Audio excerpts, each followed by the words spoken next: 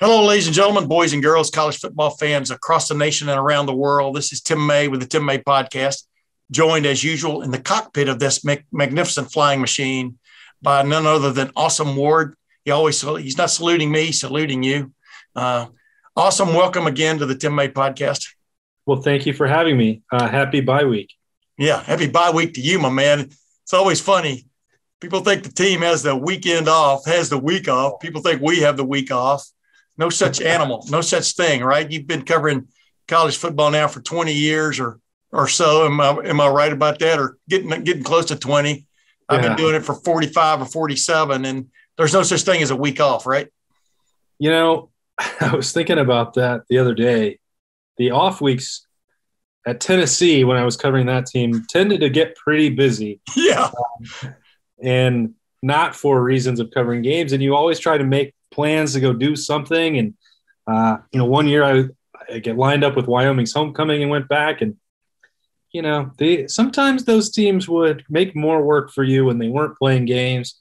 But knock on wood right here, the last 10 years or so, that's not been the case covering this team. But they don't bat 100% or bat 1,000 around here. But they've been pretty good about managing those off dates around here. Yeah. A real quick story when J.T. Barrett was a quarterback. You remember the problem he had that one night on the off week, on the late Friday night, early Saturday morning, and I was playing in a scramble. I was going to take the Saturday off the whole day to play in a scramble and get a phone call at 6:30 in the morning. You're not going to believe this, but and the guy also said, and Cardell Jones went and picked him up at the police station, or whatever, the holding tank, wherever it was. I went, you got to be kidding me. So I called Bill Rabinowitz and told him he needed to handle it. I was playing in a golf outing, a golf scramble that morning. That's one of the few times I've ever pitched the ball. But there's no way, man. I was looking so forward to playing golf that day. And are you kidding me? These guys have ruined my off day again. And it happened. It has happened countless times. Like you said, knock on wood. It's a pretty good group that Ohio State's got around them now, and in the player situation, and it looks like it's only going to get better. But real quick, I want to get into not too much chit chat here, even though I've already spent 2 minutes on chit chat. I've got Michael Bennett, former Ohio State defensive lineman, now law school student at Howard University, and we get into that a little bit too. But I've got him on. He's been watching this Ohio State defense intently, and Ohio State as a whole intently. Has some really good opinions on where this Ohio State defense is and where it's going. That's coming up in just moments. And then after that, after a little interlude with you and myself, I've got Bill Bender of thesportingnews.com to came on again to kind of set everything straight now that we had this knock it off circle weekend in college football, with Iowa beating Penn State when Sean Clifford had to leave the game with injury. And of course, Texas A&M, who I did have as my dark horse pick to win the SEC West. And, of course, then they promptly lost 2 games. And I fell off that bandwagon a little bit. But remember, I told Spencer during that game the other day, I thought Texas A&M had a shot at those guys. And he said, not with that backup quarterback, or not with that young quarterback. And Calzada, man, he looked like a Heisman Trophy candidate in that game. I'm talking about Texas A&M's quarterback. And, they do the unthinkable. They knock off Alabama at Kyle Field at College Station. So quite the weekend, huh? Hey, when we get our predictions right around young Spencer, we've got to make sure that he knows about it. Yeah. Top 20 or so running back, but I digress. But, you're right. I mean, and the other thing, we've witnessed it before, Austin, and I get a little bit of goosebumps here just thinking about the fact we're watching another Ohio State quarterback blossom right in front of us. A little bit of a surprise to some people nationally. I don't know why. If you've been paying attention, first-year starting quarterbacks at Ohio State have done pretty well, over the last many years. But C.J. Stroud, once again, the freshman of the week in the Big Ten, the 4th time this year and 3rd straight. I mean, he's rivaling that pick six streak and record that the Ohio State defense is currently working on with 4. But yeah, C.J. Stroud just continues to come on, right? It's nice that Ohio State's taking an off week here so that somebody else, another program, can win Freshman of the Week honors, which Ohio State is just running the gamut here. That It's crazy. Feels like we've worn it out just talking about the youth movement. So many young guys and freshmen, even redshirt freshmen, true freshmen, doesn't matter, especially coming off of the COVID year with what they missed. But it's been remarkable what some of these guys are capable of. And obviously we know that there was a setback for Ohio State in week 2, but the way that they're all growing up and maturing in a hurry, especially CJ Stroud, now that shoulder is right, he's getting more comfortable mentally with the playbook and reading defenses and all that every week. This guy is clearly on an upward trajectory, and it's fun to watch him. Like, I don't know why, like you said, it's a surprise. The guy was a 5-star who won the Elite 11, and he was a little bit of a late bloomer, so it's not like there were maybe 2 or 3 years of coverage of his recruitment. Maybe that's part of it. I don't know, but this guy came in with impeccable credentials and is in an offense and playing for a coach who has proven he can get the most out of pretty much any quarterback that walks into that door. So Stroud is just, you kind of, after the early setback, you feel good for him that he's been able to have some of these moments, and now he's right back in the middle of that Heisman race. I was going to say, even the Ohio State loss this year, he still won Freshman of the Week after throwing for 484 yards, second most ever in a single game by an Ohio State football player. That's pretty crazy. And then speaking of the Heisman races, Bill Bender and I get into, Spencer Rattler, I think, was almost the odds-on favorite, or at least among the favorites to win that award and run away with that award possibly. He gets replaced when Oklahoma's getting their rear end beat by Texas, and his backup comes in. The young Fred Caleb comes in and leads Oklahoma to one of the great comeback wins in school history. So I would say the Heisman race is wide open, right? Sitting right there now for CJ Stroud to walk through the door, because and obviously they don't hand it to you in October, and he's got his showcase opportunities ahead of him. But when you're talking about the potential for maybe top 10 Penn State, maybe top 10 Michigan State, maybe top 10 Michigan, Big Ten championship game against Iowa, the stats are going to be there for him. And then the opportunities to lead Ohio State back from early setback, grow up, mature. He's got the pieces are there. A story, an injury, a freshman, all these other things, that catch the attention of voters. And he'll have all that working for him. Got to win the games now. That's the step here. Got to stay healthy. So nothing is obviously guaranteed on October 12th, but boy, you can see it starting to line up for him. I was going to say, you just named him off a cavalcade of showcases. That's exactly what he's looking at. I mean, wow. Hey, well, let's get right to my interview with Michael Bennett, member of that 2014 National Championship team, key member of that team, outspoken young man then and definitely now. But, you had a good relationship with him, right? I'm trying to remember. You were around, right? I miss him. We had him for about 1 year on Lettermen Live, which was great to have him part of that crew and bringing that insight and his opinions. I mean, I love Mike Bennett. I miss him. I tried to get him to stop pursuing law school and just hang around with me every Monday, but it didn't work out. Free wings, that didn't do it.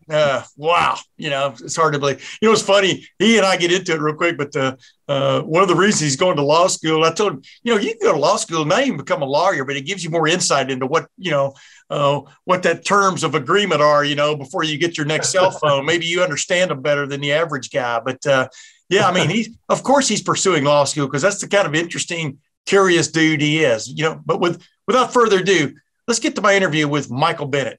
And as promised, not a blast from a long ago, but a blast a little bit from the past. Michael Bennett, welcome to the Tim May podcast finally, my man. Thank you. Thank you for having me on. It's good to be here. Hey, man, let's just get your take immediately right out of the chute. I want to talk about you and where you are and what you're doing, et cetera, down the line and stuff like this. But you're a guy from a 2014 National Championship team. You guys had up to now a lot of the same experiences this team is dealing with. And just number one, before we kind of get into the minutia of it, what is just sort of your, message to Ohio State fans or people who are looking at this team right now and wondering what's this all about? We were talking about this a little bit before we got started here, but just kind of what's that message there, I think Aaron Rodgers said it best a couple of years ago when he just said, relax. I was telling you, I didn't understand the panic that came when on week 1 when we played Minnesota and then when we played Oregon. I wasn't understanding really the vibe from Buckeye Nation of the panic. maybe people don't realize, when you get a brand new quarterback, this is a pretty young team too. Every year now we're having a lot of guys go to the league, a lot of playmakers go to the league, and it's hard to re-up that year after year after year. I mean, there used to be a grace period where people are like, oh, this is a rebuilding year. Yeah. There's no more grace period for Ohio State Buckeyes. But I saw in week 1, we had a freshman quarterback, a young freshman quarterback, who came out against a good Big Ten team. Minnesota, I don't know what their record is, but they're always a solid team. They do what they do well. Yeah. And that's gritty football, that's running the ball. And we looked good. That was a night game. That was bad weather. That was the first game of the season against a good Big Ten opponent. And we won. And we performed pretty well. There was obviously stuff to work out on the defense, but a lot of defense is knowing your teammates, knowing your position, getting used to the ebbs and flows of games. And when you have new guys stepping into those roles, it takes more than a summer camp to get them right. And so to see them win, I felt very, very good about this team. Obviously, there was stuff that they had to work on. Every week, there's going to be stuff you have to work on. But then the next week to go up against Oregon, which is a good team, we played them in the national championship my senior year. So we're not going to fall off that far.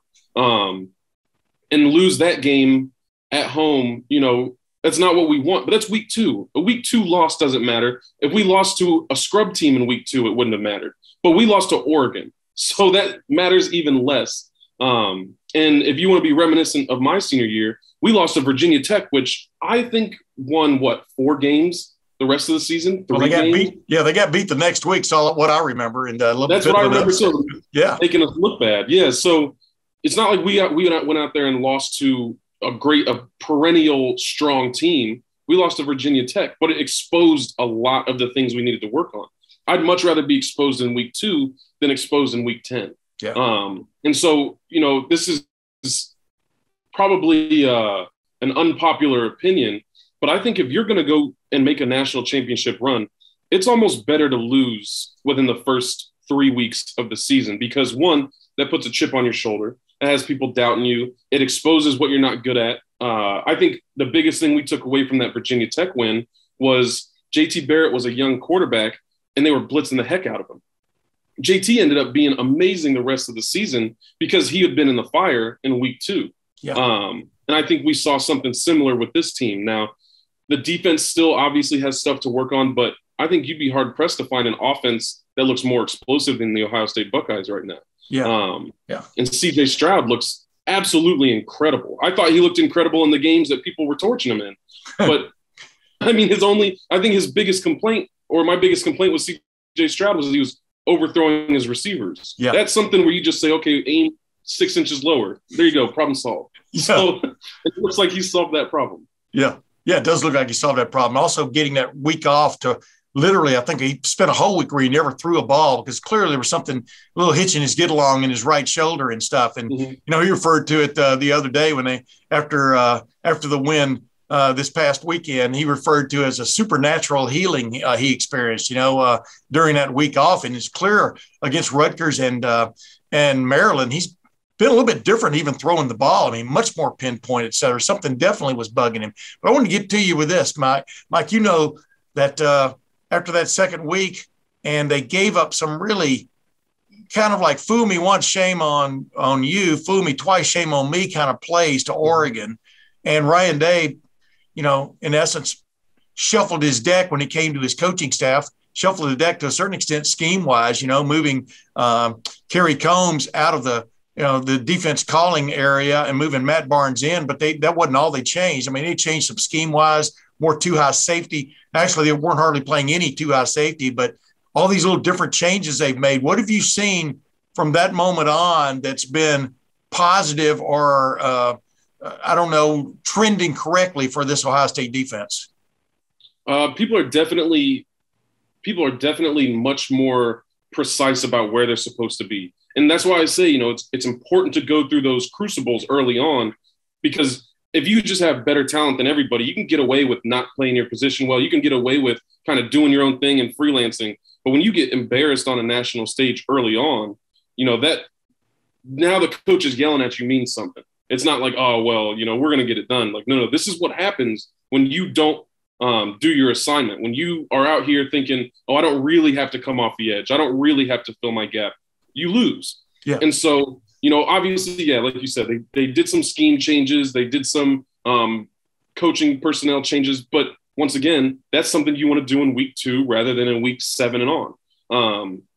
But I see guys flying around. I see ball hawks. We're now 4 games in, or 4 games in a row with a defensive touchdown. Yeah. That's more than talent. That's people being in the right place at the right time, capitalizing on mistakes. That's not something that you just get from just, being better than people. That you have to be in the right spot to be able to capitalize on those mistakes. And so I think that points to, more than anything, that these guys are taking their coaching, they're flying around, it's team defense. And that's how you win championships. You shouldn't be expected to shut everybody out, especially when you have that behemoth of an offense on the other side of the ball.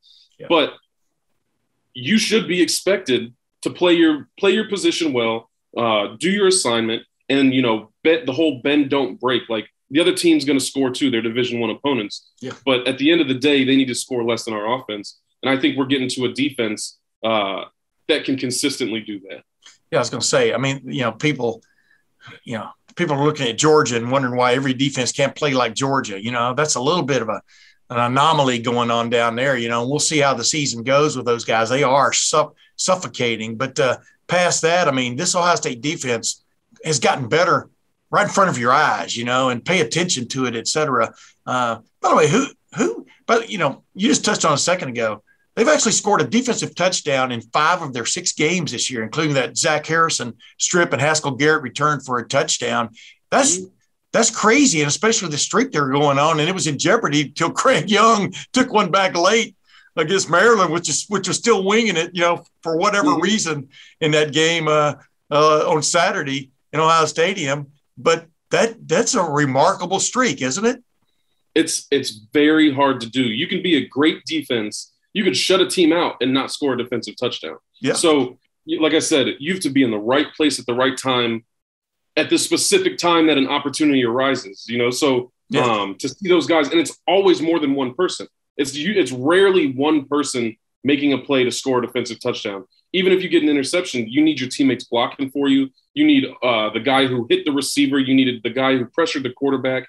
All these different pieces come into play that shows a complete defense when you start getting that many defensive touchdowns. Yeah, and I may be speaking out of school here, but for example, 2 weeks ago when Denzel Burke had his pick 6 against Rutgers, he had lined up over his man, but they clearly were in the zone. He dropped into his third, didn't overreact when there was stuff going on in front of him, and bingo, bango, bongo, he ends up with the ball in his hands and a pick 6.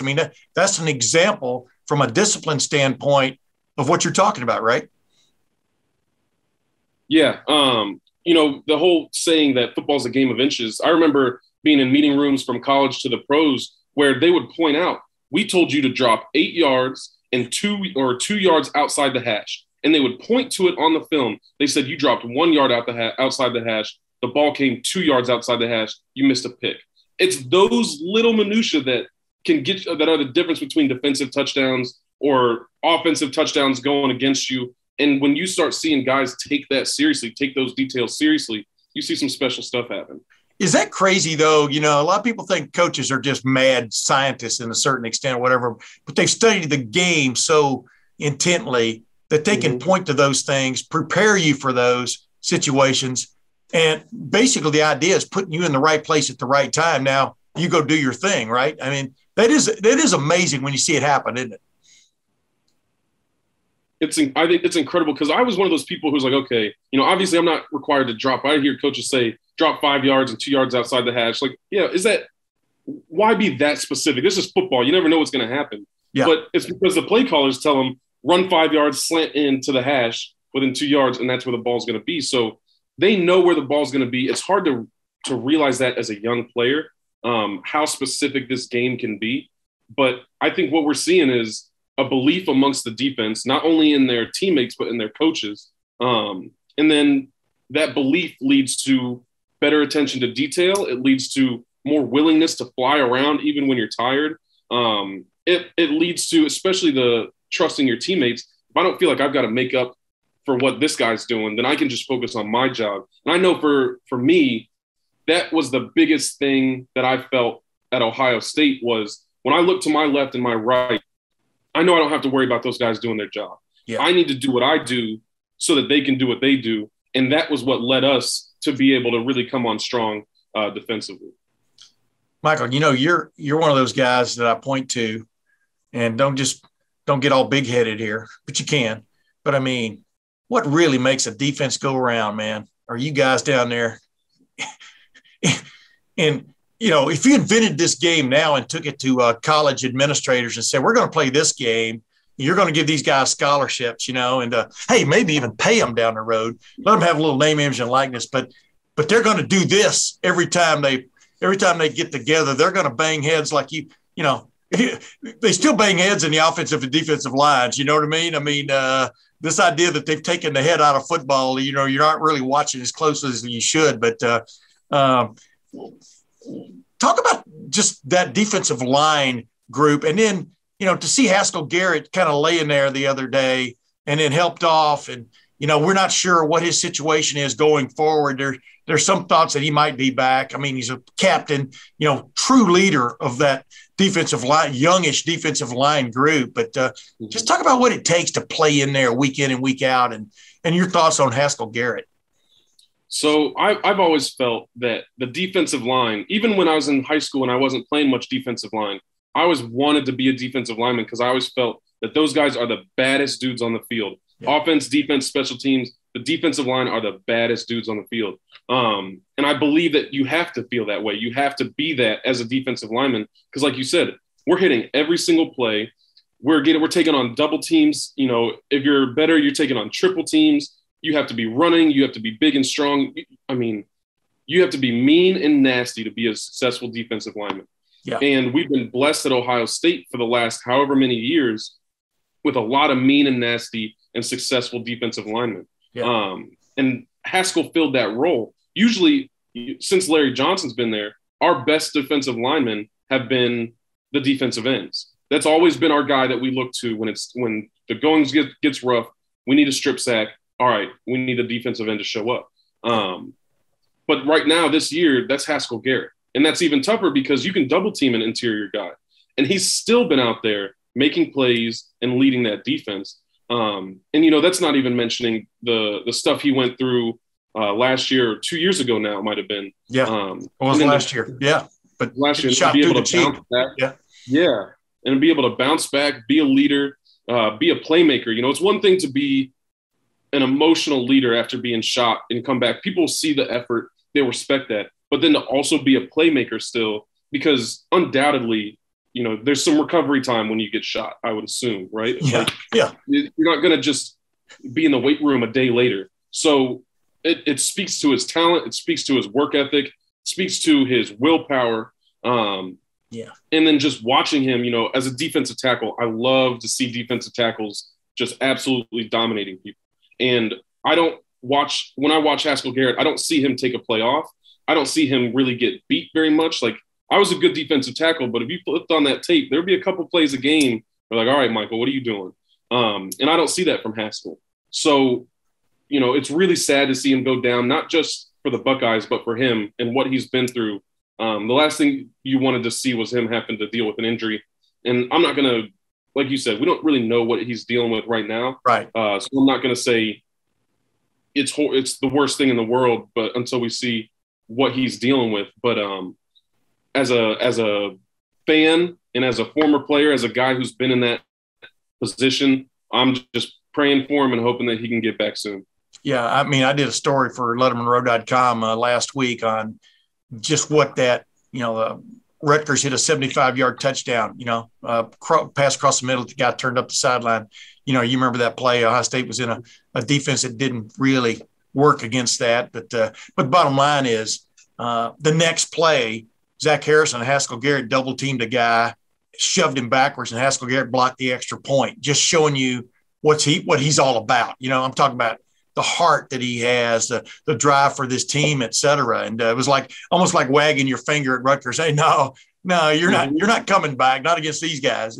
And but I wanted to get your thoughts. Who has kind of caught your eye on that defensive front now? And I'm kind of little bit of a leading question because, you know, of the guys who've really caught my eye, number 91, Tyleek Williams, that pure freshman. What does it take to play in the midst of all that as a freshman? I mean, and now he's probably going to be counted on more than he was and stuff. And, you know, obviously Antoine Jackson's like a 6-year player out there running around who's been through the mill and some Teron Vincent and some of these other guys. But 91, Tyleek Williams looks unblockable sometimes and stuff. And just what's your impression of him as you think on it? Yeah, you said he's a freshman? Yeah. I mean, all I think is how I looked as a freshman versus how these freshmen look. Yeah. It's hard to play, not just adjusting to the speed, but the size and the talent that you're going against from college or from high school to college. It is, I see it as unnatural to be able to just roll into college and be able to make plays and be dominant.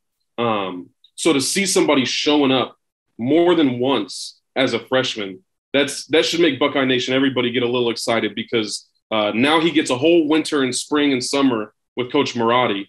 And his body's going to change. He's getting bigger. He's getting stronger, and he's learning the game. To be able to learn the game and get this many reps as a freshman is huge. Some of those older guys definitely are starting to look good. I think it's a little unfair to be comparing the defensive ends. In my mind, I do it, but comparing them to the Bosa's and the Chase Youngs and the Sam Hubbards and Tyquan Lewis's and Jalen Holmes. We've had so many great defensive ends. And I think our defensive ends now are good. I don't know. They're not at that level, but they're definitely good. And with a guy like Haskell Garrett in the middle, they do their job well. I've been waiting to hear Jack Sawyer's name called more. I heard a lot about him last year coming in, and, you know, he was supposed to be this world beater. But he's another freshman who you can tell week in and week out, he's getting a little bit better. He's getting there. I was watching his technique last week or yesterday, and I can see it coming along. You know, he's got the build.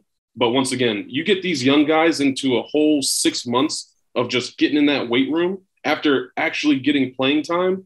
I think they're going to be a problem in the next couple of years. Yeah, and freshman JT Tuimoloau, number 44, been playing on the end too. I mean, he's a regular. I mean, he's been a regular since week 1, really, but definitely since week 2 and stuff. And you know, like you said, man, you're leaning in that defense. You're leaning on so many guys who are freshmen, redshirt freshmen, and or veterans who haven't played that much. And that, like you were referring to at the beginning of this, you got to give a recipe like that time to come together, right?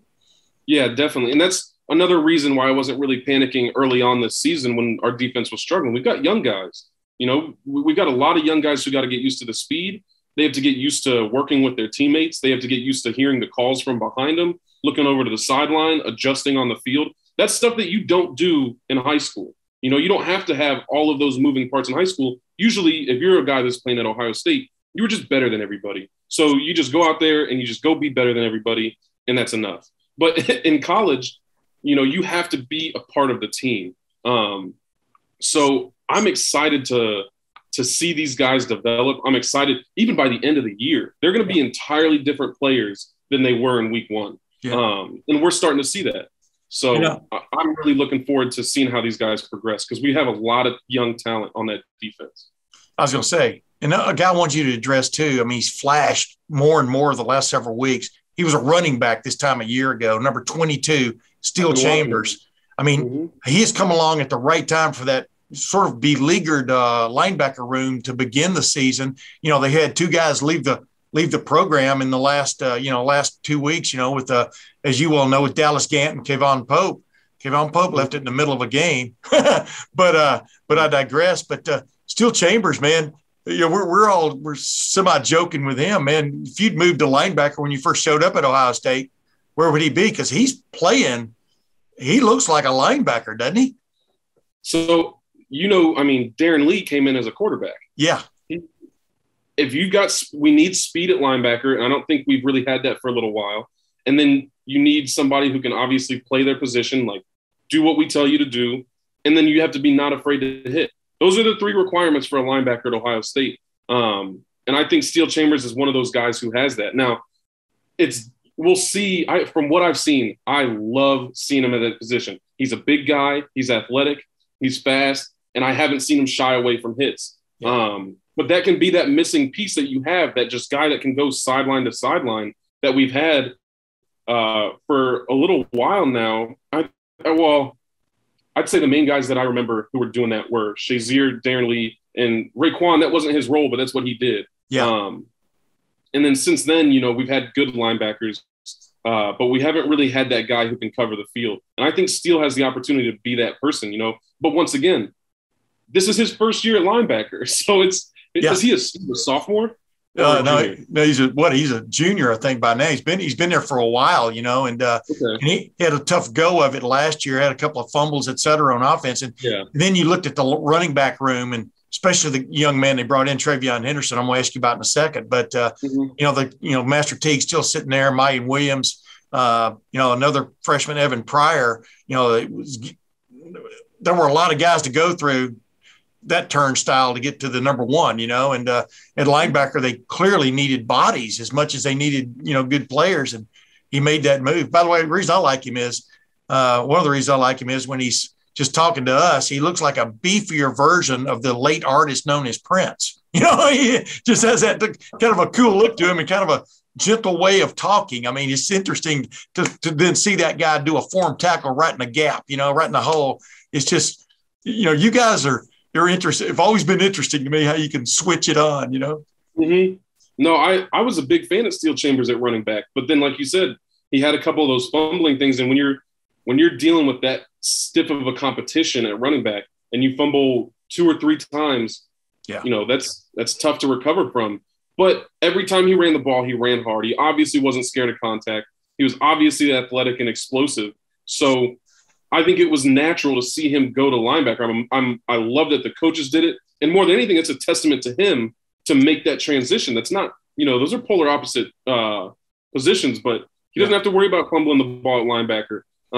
He just go out there and play his position and hit people. And I think if he sticks with it, I think he could be something special. Cause fumbles, that's the deal. Exactly. I mean, hey, real quick, I don't want to keep you all day. I wanted to ask you though, Travion Henderson, just your impressions, number 32, as I told him, that's the number Jim Brown wore, I'm not alluding.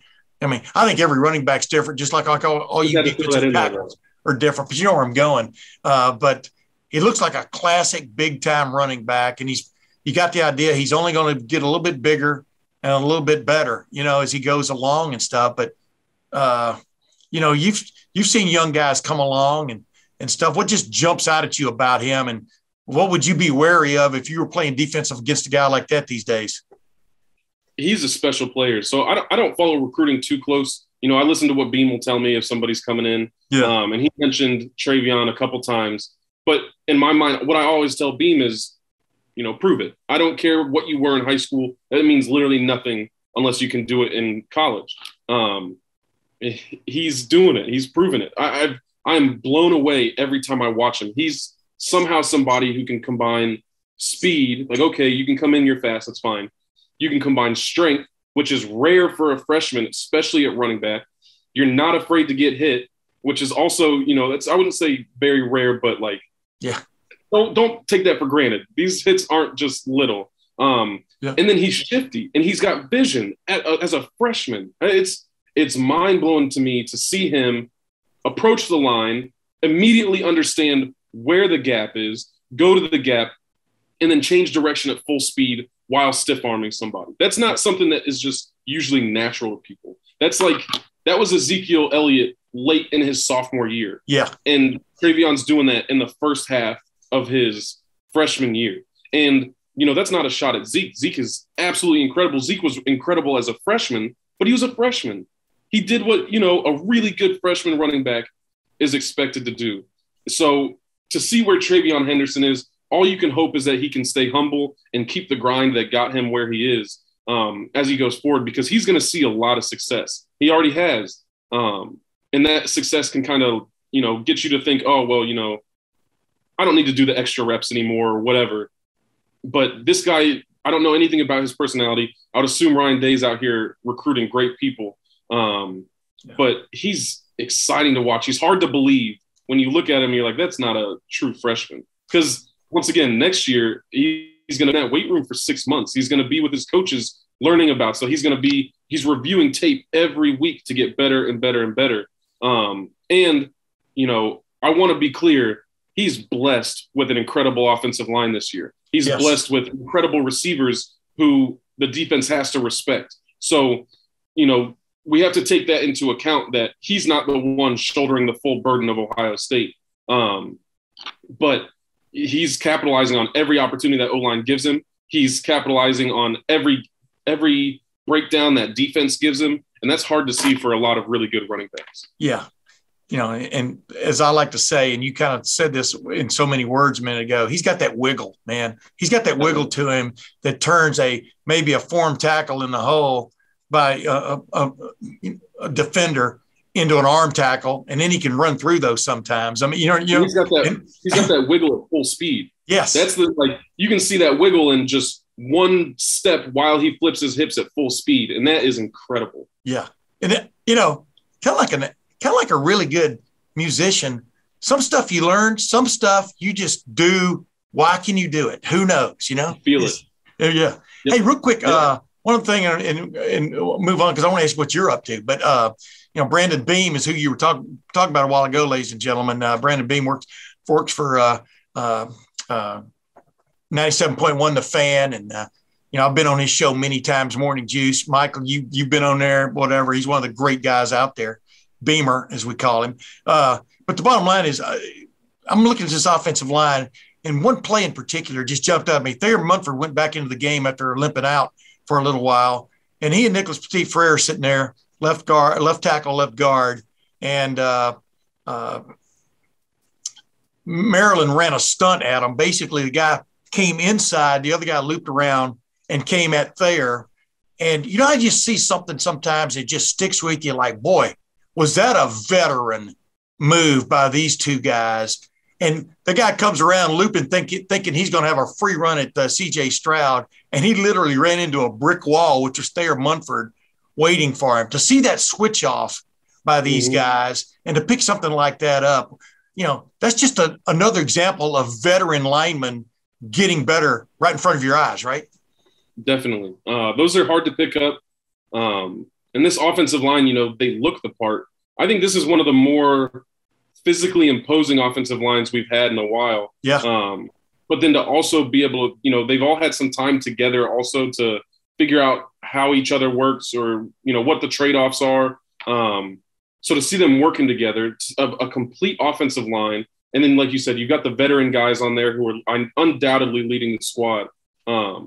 It's dangerous when you have a bunch of guys like that. I was watching them last week, and I don't know the offensive linemen's names as well as some of these defensive guys, but all I could think was like, these guys are huge, and they look athletic, and they can move well, and they're not making that many mistakes. I don't know what the stats are on how many penalties they have, but it's not a lot. Which I remember when I was in college, you know, especially my early years, our offensive line was guaranteed a good 2 or 3 penalties a game.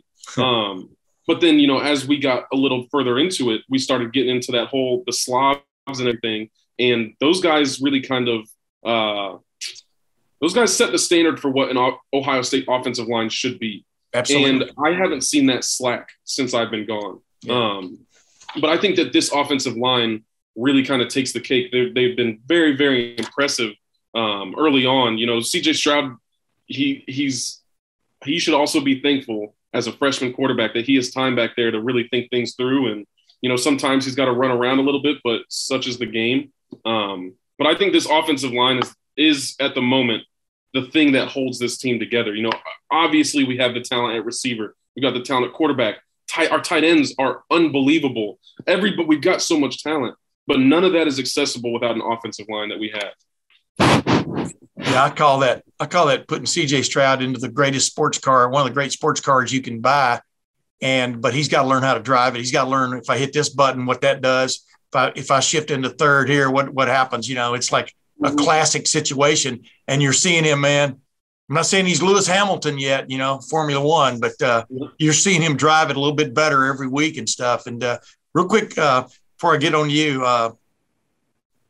that wide receiver group, you're a guy that played the game at the highest level and stuff, but what a collection, right? I mean, can you put into words, you kind of talked about it a minute ago, but Chris Olave, Garrett Wilson, Jackson Smith, and Jigba, and that's just the starters. What a collection, right? Yeah. I mean, I guess, what other words do you have for it? I am lost for words when I think about that receiver room, because those are all first round receivers. Yeah. And, in my personal opinion, they're high first round receivers. And we've had a lot of great receivers at Ohio State. Yeah. That's kind of what we've been. And then ever since Coach Hartline got there, it's been at a whole different level. But to have that many guys, like we saw, what young man's name, Jameson Williams. Yeah. He can't make it at Ohio State, and then he goes to Alabama, and he is their best receiver.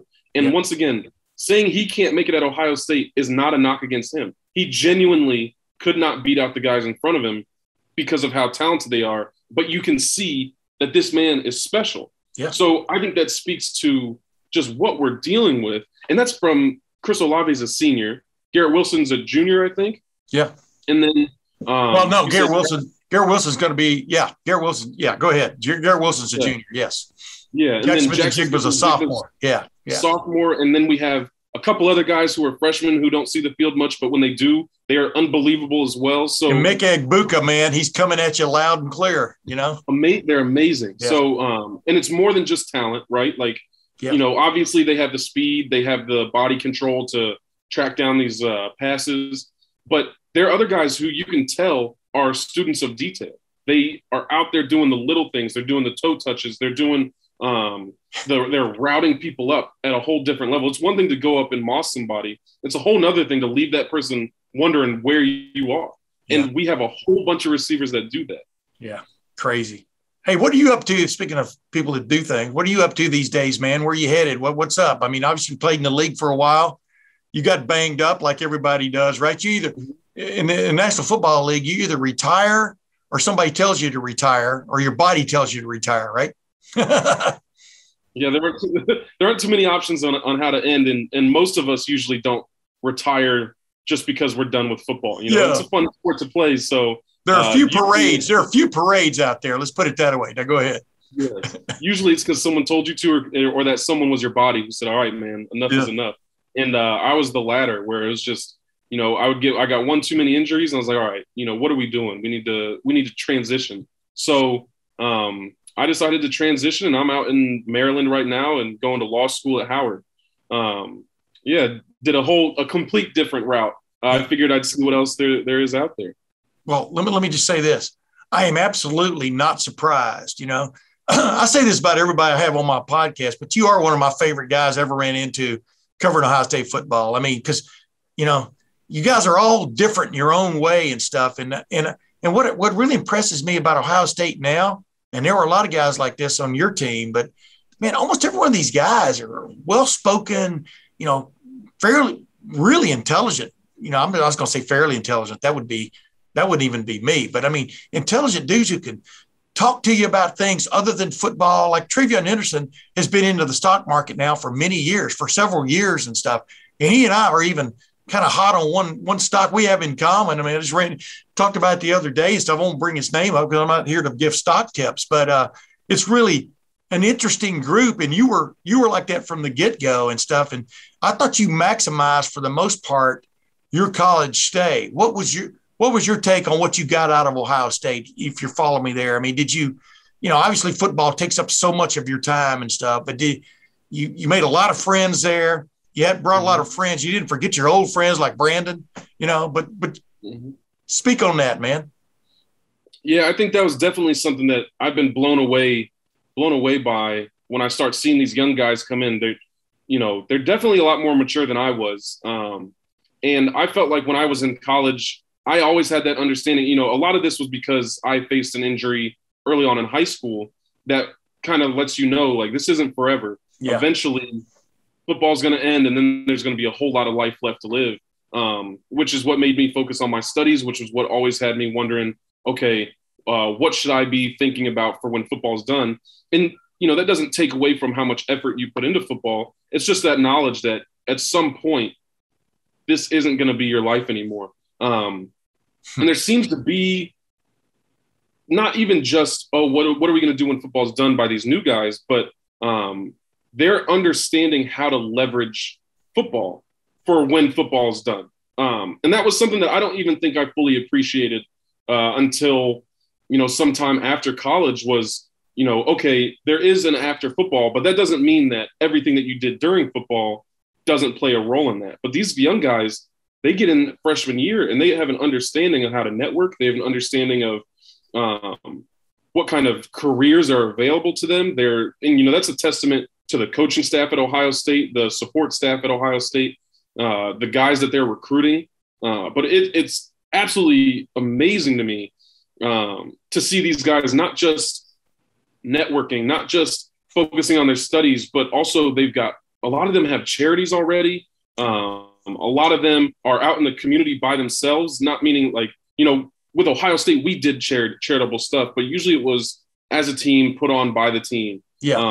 A lot of these guys are taking their own initiative to start their own organizations. Brand. Yeah.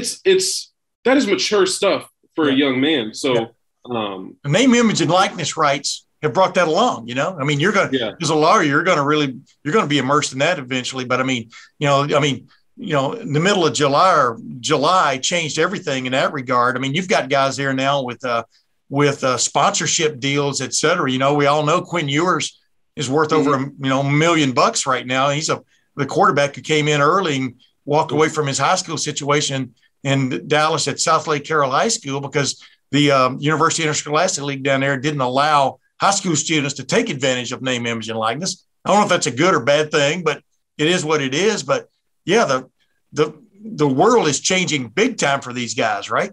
Yeah. Yeah. And like I said, I touched on it, but when I was early in college and the guys that were before me, we were there to play football. You go to classes and you take your studies seriously if you're one of the guys that really believes in that. But a lot of it was just we're just guys out there playing football and going to class and staying eligible. Yeah. And we'll figure it out when we figure it out. Yeah. But nowadays, like you said, the name, image, and likeness stuff, but then just the expectations of a collegiate athlete, especially at bigger programs, are. You're not an NFL player, but you're a professional football player now. Yeah. You're getting paid. Companies are tying their names to you.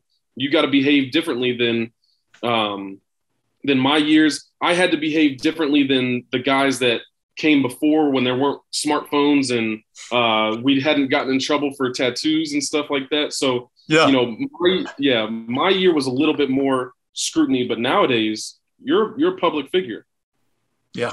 It's crazy, man. The world is a changing. And then there's a transfer portal, which we won't get into now. I'm going to get into that with you next time I have you on. But Michael, man, I really appreciate you joining the Tim A podcast, my man. I'm happy to be here. I always like talking to you, Tim. Thanks for having me that. on. I know, man. You and I, we could have our own 10-hour radio show every day, and you could still go to law school. We could hash out what's going on. The paper chase that you're dealing with. Although it's now it's more like a tablet chase, I would imagine, right? Or, hey, there's no more paper; it's all digital. Yeah, exactly. I was going to say real quick, what intrigues you most? Why a lawyer? Why do you want to get into the legal profession? Everybody, hey, let me interrupt you. Everybody's in the legal profession; they just don't know it. They need somebody to speak for them. But go ahead now. That's a big part. I've always been fascinated by all of these rules that govern us that I never really understood. Yeah. And when I was thinking, I've always wanted to go back to school. I always wanted to get a higher education. And I'm not really cut out. I don't know if you remember, but when I came into college, I wanted to be a doctor. Yes. And so when I was thinking about, what should I go back to school for? Chemistry, that's for some people. It ain't for me. But I read a lot. I'm always curious about, like I said, what governs us, what the rules are. You see, everything that matters when it comes to policy decisions and all that kind of stuff is usually governed by somebody who either went to law school or has a strong lawyer behind him. And so I wanted to be in that world and see what that was about. Gotcha. Well, I'm definitely having you on again and again and again. But Michael, once again, man, thanks for joining the Tim A podcast. Thank you, Tim. Have a great one. I'll say this again, awesome. Michael Bennett never never disappoints when you have a chance to speak with him. Correct? No, correct. I love Mike Bennett. I wish him nothing for the best. When I said that earlier, I knew that there was no chance somebody as bright as him was going to turn down a chance to go pursue more education. We were lucky to have him around for one extra year to talk ball, and obviously we can track him down pretty easily if we need to. But just you knew in 2014, what kind of guy this was and the leader he was. Why so many people respect him and look to him on the way to a title. I mean, they don't make a lot of dudes like Mike Bennett. Yeah. And you knew he'd have an opinion, on things. That's the reason I reached out to him too, along with the fact I really like him a lot. And I like his former roommate, Brandon Beam. As I told him, I said, I would have fit in that little house they lived in, all together, and a couple of other dudes, because I get to all their jokes and I could even tell a few, and it would have been a good time. But then he said he agreed I would have fit into that. But I digress as usual. Hey, got a conversation coming up now with Bill Bender of the Sporting News, sportingnews.com.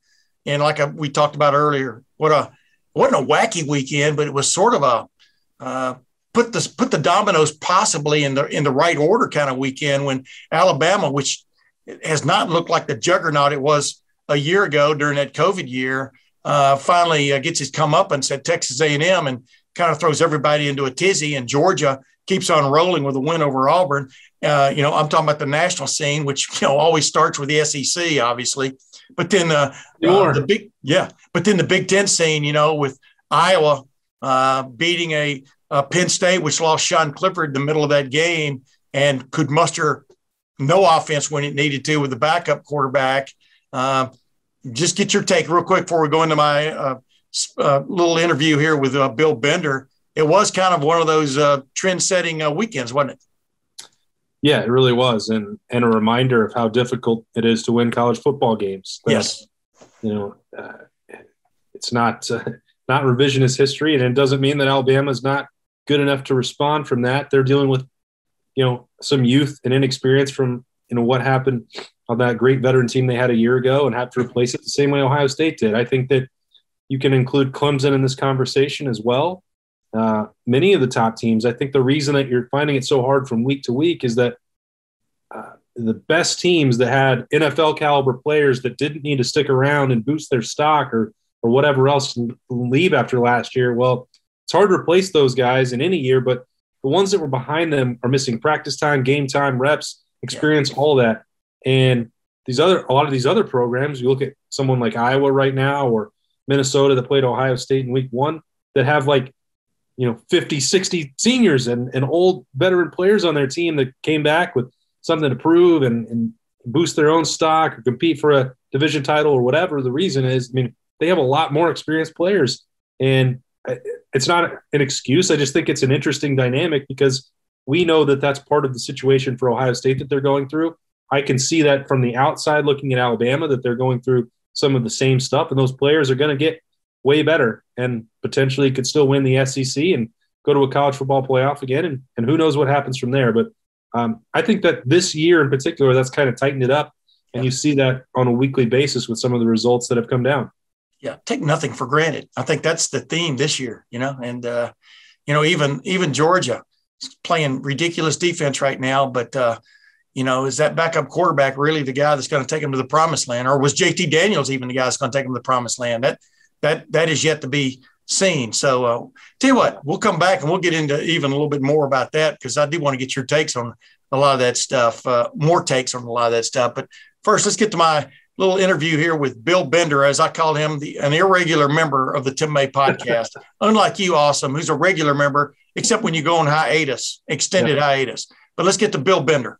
As promised, ladies and gentlemen, another visit by my irregular guest, Bill Bender of the Sporting News, sportingnews.com. Bill Bender, welcome back. I know you knew the way to the Tim May podcast. Hey, thanks for having me on, Tim. Good to see you again. Good to talk to you. Well, heading into week 7 here.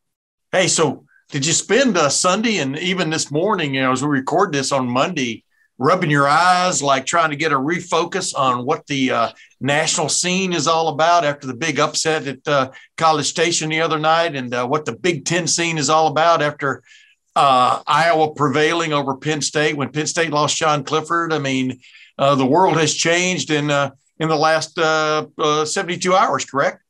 Yeah. Well, yesterday I took my son down to the Packers-Bengals game. So I watched two kickers miss a bunch of field goals. And it was quite an experience for Grant and I, a couple Green Bay fans, and to get out of there and survive the jungle and then start to drive home and think about that picture that you were talking about. And, yeah, I mean, it's wild. What to do now that Alabama finally lost. I always joke that the season doesn't start until they lose, and now they have, in fact, lost. And what that means for them, I think they got to win out. Is anybody going to score consistently on Georgia? That's another big question. And then the Big Ten race, which is captivating. I mean, I still think Ohio State's sitting there with the one loss, but I really believe they're the team to beat in a lot of ways. You can hear the foghorns going off right now in this foggy strait as these ships are going by. You can envision two Titanic collisions on basically conference championship weekend. Alabama versus Georgia. Alabama, the one that has to win definitely to maintain where it wants to go. And, of course, Ohio State, Iowa. Ohio State has to win based on what we're seeing right now. Iowa's sitting there number 2 in the country, Georgia number 1 in the country, and Ohio State and Alabama. Well, Alabama and Ohio State 5th and 6th, respectively, in the major polls. And you got to figure that's the kind of the way it would go down if the college football playoff was being decided today, with Oklahoma and Cincinnati still undefeated and sitting there in the 3 and 4 spots, depending on which poll you're looking at. But boy, if these 4 teams I just talked about, I'm talking about Alabama and Georgia and Ohio State and Iowa, maintain their current course, that could be a hell of a day, couldn't it? For sure. And, I think that's the Big Ten. Well, I mean, we've got a long way to get there, Tim. I know. That's a given, but go ahead. Well, no, I agree. But so here's what I told somebody last week. I'm like, start with Georgia, Alabama. All of us, national media, just kind of assume, okay, they're both in the playoff. They're both in the playoff. And the second we do that, we did this 2 years ago, and then Georgia went down to South Carolina and lost. Yeah. Remember that? I think it may have been a home game that they lost. Yeah. And it threw that idea off. And now Alabama, they ran into a trap game. They played that game the whole time. Like, I think we all assumed, Alabama's going to win. And then it gets to a point in the fourth quarter where you're like, okay, I mean, A&M's got this. So I think that throws off the idea that 2 SEC teams can make the playoff. I mean, Alabama has to win, and maybe they both do. Or maybe Georgia's just that good. And then on the Big Ten, I think I look at it as a step-by-step process. What Iowa did, great. But I think some of that was spoiled a little bit isn't the right word, but when Sean Clifford goes down, I just assumed Iowa would win. And the next date I have on my calendar circled is October 30th, when Penn State goes to Ohio State. Mm-hmm. And then up north, you've got this potential for a showdown between an unbeaten Michigan State and an unbeaten Michigan team. And I'm telling you, Tim, I don't know how much you've watched them, but Michigan State's really good. Let me interrupt what they've got on offense. I've been calling this Michigan State surge since before the season started because no team improved itself more in the offseason from the transfer portal, et cetera, and just Mel Tucker being there for a year than Michigan State did. So I'll be honest with you, I am not surprised. Everybody wants to poo-poo the win at Miami a couple of weeks ago. Well, Miami's not as good as as you thought it was going to be, but that has nothing to do with it. I mean, Kenneth Walker, that whole group, I mean, they're exciting to watch right now, and I agree 100%. I mean, and to be honest with you, who saw Michigan being undefeated at this point? I mean, maybe you did, maybe you didn't, but the Big Ten East is a real deal, right? Well, and I think so Michigan State, what they have with Mel Tucker in his second season, they have a dominant running game with Kenneth Walker. Yep. They've got 2 really good receivers and a good quarterback decision maker. This is the same formula that Mark D'Antonio used. I don't think their defense is as good as what the ones that D'Antonio had. They gave Ohio State fits there for a while, but they're a team that's not going to be afraid. And then Michigan, what they're doing, they won 2 games the last 2 weeks that they previously didn't win. And we can say Wisconsin is what they are. That's fine, but they hadn't won there in 20 years. Correct. And I was thinking, most of us were probably thinking when Nebraska took the lead Saturday night, okay, well, the Huskers are going to pull this out. We're all going to rip on Jim Harbaugh, but they found a way to win. They have a good running game. I think he made outstanding hires. Do I think they're ready for Ohio State? I'll put it to you this way. I think they need to continue to work J.J. McCarthy in, because at quarterback, he may give them a better chance throwing the ball down the field against Ohio State and playing catch up or keep up or whatever you want to call than Cade McNamara will. And that's been the difference in those games for the last how many years, Tim? Yeah. What's been one of the biggest differences between Ohio State and Michigan? It's been the quarterback position. Yeah. And plus, Ohio State continuing to pound the ball inside also, just to make it, to get that running game going. You're exactly right. Ohio State has had just a more robust offense to borrow Woody Hayes' phrase. But you're exactly right. I mean, Michigan has not had that well-balanced offense, at least in the big games. And, a quarterback you could count on to, in essence, make that throw or make that play when you really need it. I mean, it has come down to that pretty much, right, Bill? For sure. And, Ohio State, for all the consternation about C.J. Stroud, the last 2 weeks, he's looked pretty good. Yeah. I mean, they are still the one team, and I've said this for like 3 weeks now, that offensively, with the firepower they have at receiver, with Wilson and Olave, Jackson Smith-Jigba, they've got a couple more, They've got so many options at receiver. Travion Henderson's emergence. You're going to see some midseason All-American teams be put out over the next few weeks, and Henderson will be a candidate to do that. So sounds like you have inside knowledge there, but go ahead. Well, we've got one of those teams as well. So I think everything Ohio State has on the offensive side of the ball is built to challenge an Alabama, and built to challenge maybe Georgia. I think the most fascinating matchup universe for me right now would be seeing how Ohio State's offense would do against Georgia's defense, which Georgia's defense right now is playing at one of those absurd levels that you don't see very often. I mean, they've only given up 2 offensive touchdowns all year.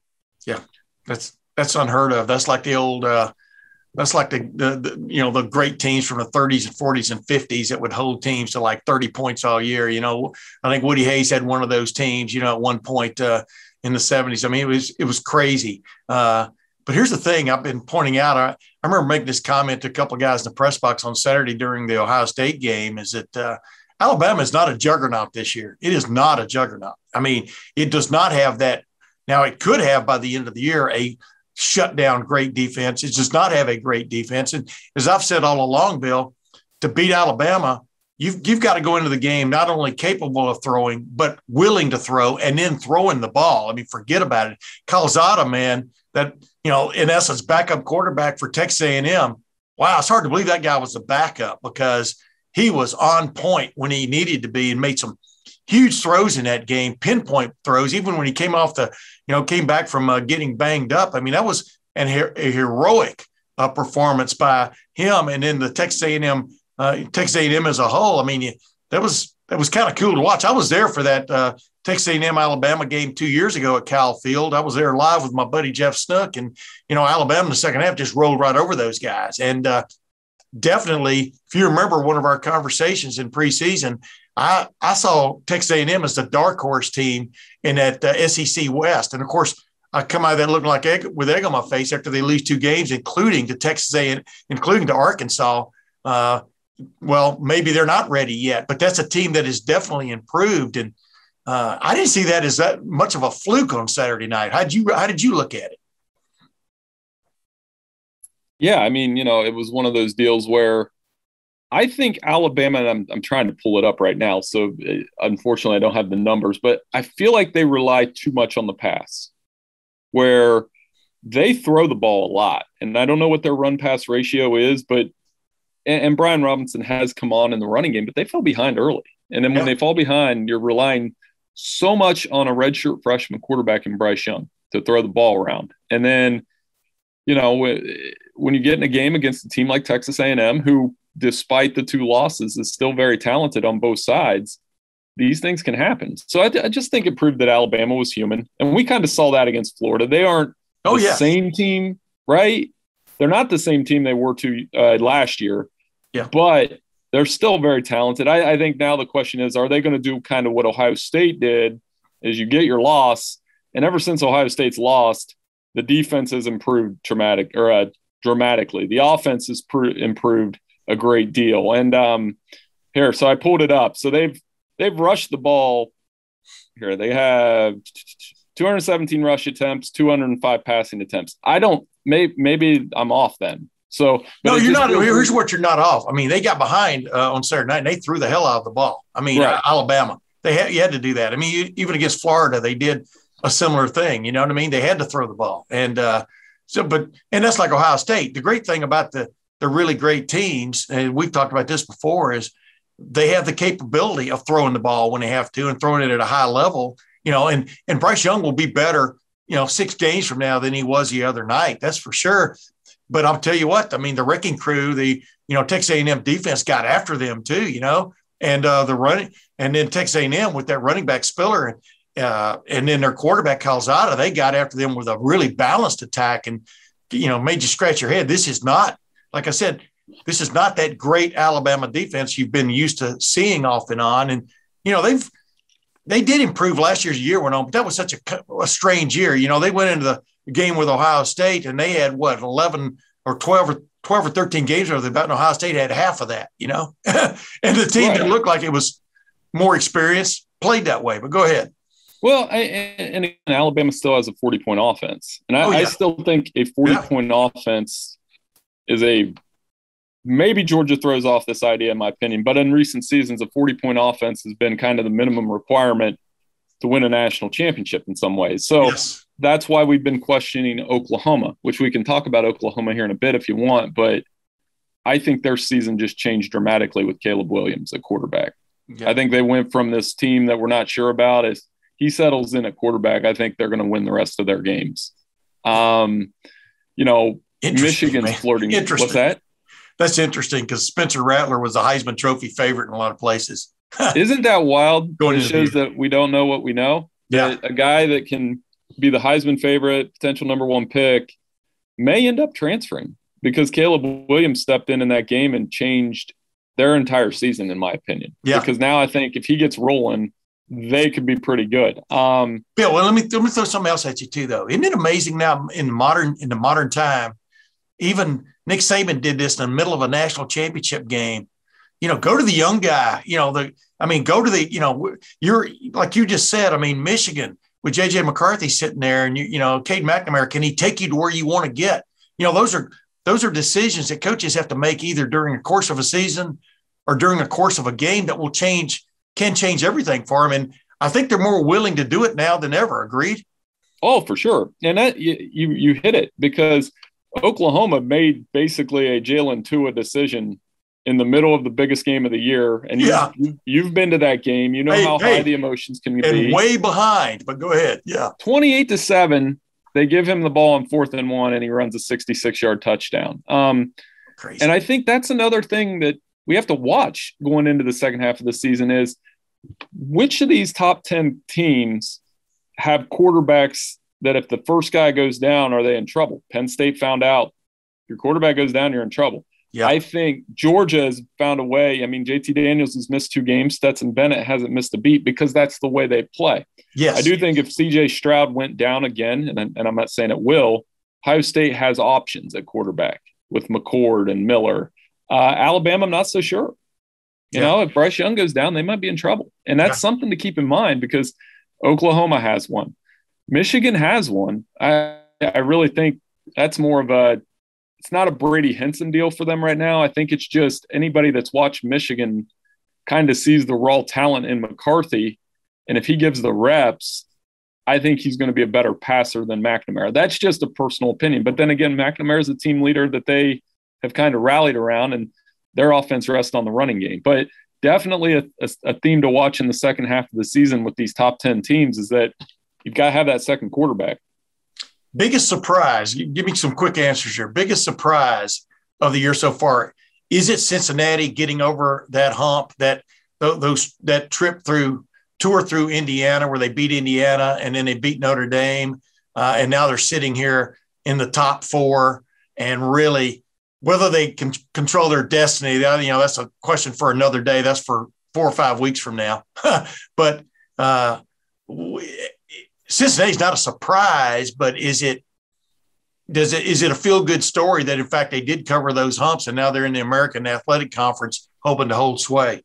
Well, they're in the mix, and I think the best Alabama loss was huge for them. Yeah. Because if one SEC team gets in, I think they're going to have a pretty good chance because the ACC and Pac-12 have kind of fallen off. I operate under the assumption that the Big Ten champion will get in, even with a one-loss Big Ten champion's going to the playoff, given all these big games they're having. I think Oklahoma's going to – I made my feelings clear on them that I think they're going to be in good shape in the Big 12. So Cincinnati's doing what they can. I think they're one surprise. We talked about Michigan State. They'd be another. And then, out of the ACC, it's kind of a surprise that Wake Forest is the only 6-0 team. And Dave Clawson continues to win close games. And they've got a veteran quarterback in Sam Hartman. And nobody really cares about Wake Forest football in Big Ten country. But if you watch them, that's a pretty good team. Yes. So I think they're going to win the ACC. I don't know. But those have definitely been surprises early in the season. And then, of course, you just hit the other surprise. Wake Forest, the only undefeated team in the ACC. You've seen North Carolina take it on the chin several times now. You've seen Clemson, as my buddy Spencer Holbrook predicted. Clemson had 2 losses by the end of September. He saw that coming. Ungalalele. I don't know if it's all his fault. I don't get to watch every Clemson game. I do watch snippets of almost every game, but that's a little bit of a surprise, isn't it? Oh, I mean, absolutely. The way that they've fallen off quickly. The offense couldn't move the ball, and DJ Uwangalele struggled in the passing game. They've had injuries too. And again, we've seen this. I don't know if you and I talked about it. Once other ACC teams see that and they've seen NC State beat them now, there's nobody that's going to fear Clemson now. And they're not going to feel bad about them. You could see a couple more fields get stormed if Clemson loses in the back half of the season. And, it's like one of my buddies joked when A&M stormed the field on Saturday. It was, $250,000 fine. They're like, they're going to pay that. Yeah. Even in the era of COVID, where you have to be careful. I'm encouraging everybody to be careful. Nobody cared. They were definitely going to get out there. Sitting next to each other the whole game anyway. I mean, you understand what I'm saying? I mean, yeah, but you're right. I mean, and they've got, believe me, they got deep pockets at that school, man. I grew up in East Texas, and Texas A&M was always the school it wanted to be Texas, if you follow my drift there. And now, now they got them in the same league again coming up and stuff. And that's, to see that rivalry rejoined is going to be cool. Hey, I wanted to ask you, Pac-12, what do you make of the Pac-12 basically halfway through the season here? I don't know. there's your good answer. Well, for example, Oregon is not the same Oregon that played Ohio State. I mean, the kid that went 75 or whatever on Ohio State, they're at the beginning of the second half. Verdell's, he's out for the year. They've they've had injuries galore on their defense. Go ahead. It's been a stunner that they've looked bad since they beat Ohio State. They didn't look great against Arizona. They lose to Stanford. Yeah. Now they got to win out. And I wonder. Here's for those of us who know the sometimes odd behavior of the College Football Playoff Committee. Here is what it could come down to later in the year. Let's say Oregon goes 12-1 and just looks ugly the rest of the year. And let's say Ohio State goes 12-1 and beats, we know they got to beat Penn State, Michigan, Iowa. Just rattle off 4 big wins like that. Yeah. I think the committee would take Ohio State. I know they value head-to-head, but I think if it came down to those two, they might take the Buckeyes. Well, here's the thing.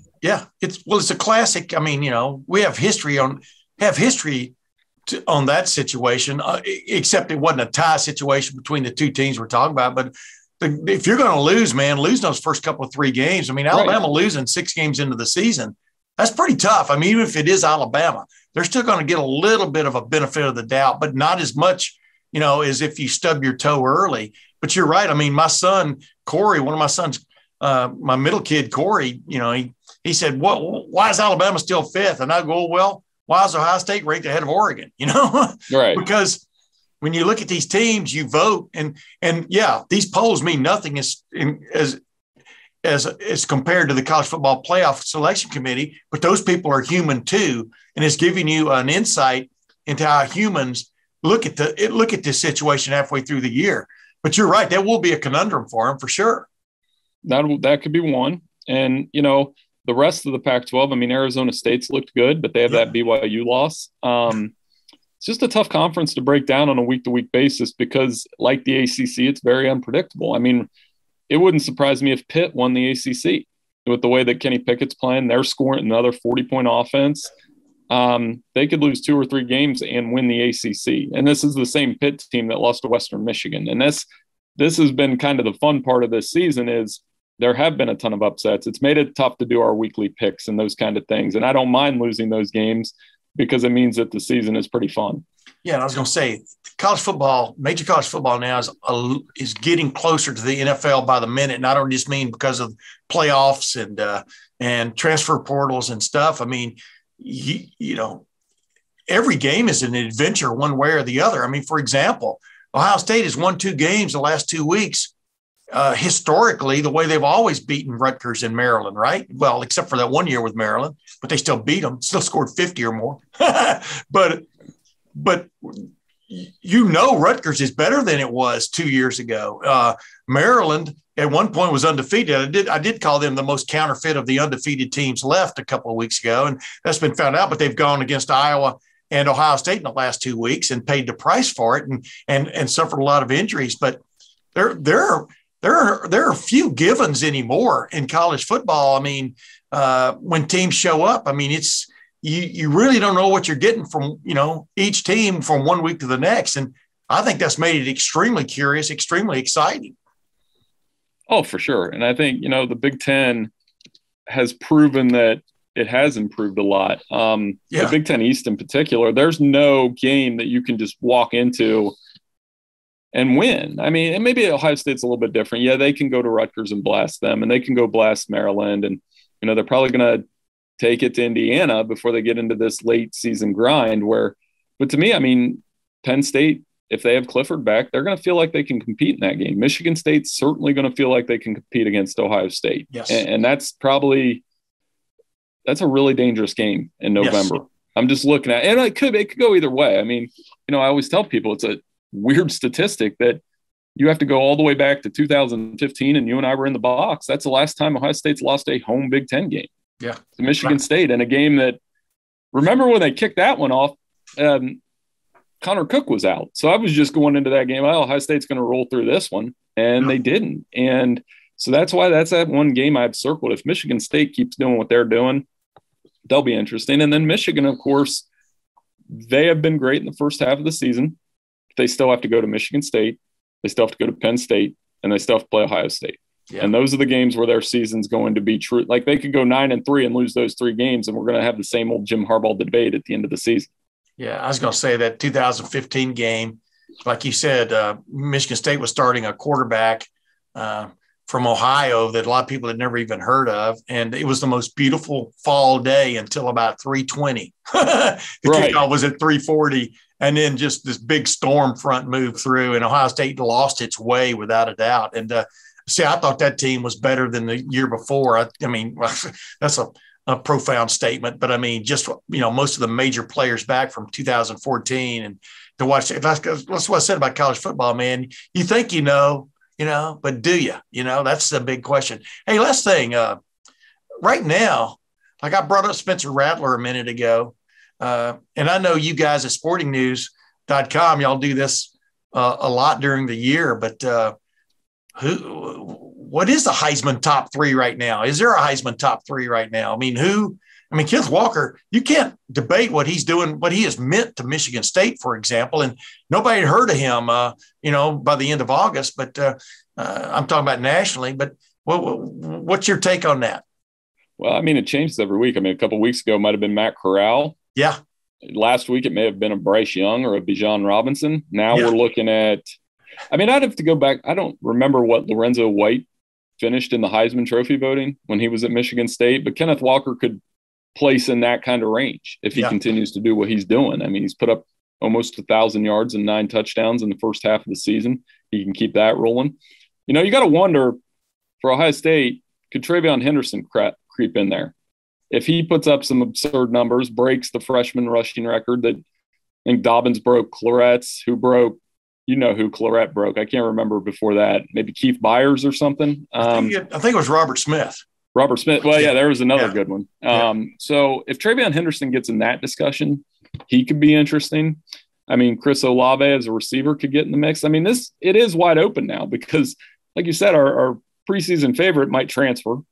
Caleb Williams could get in the mix, but I don't know if he'll have the numbers. So, I mean, that's how much volatility there's been in the Heisman Trophy race. There's something to be said about quarterbacks. Matt Corral, if Ole Miss goes 11-1 and their only loss is Alabama and he has ridiculous numbers, which he probably will, he'd probably still be in that conversation. Yeah, and check out ridiculous numbers, man.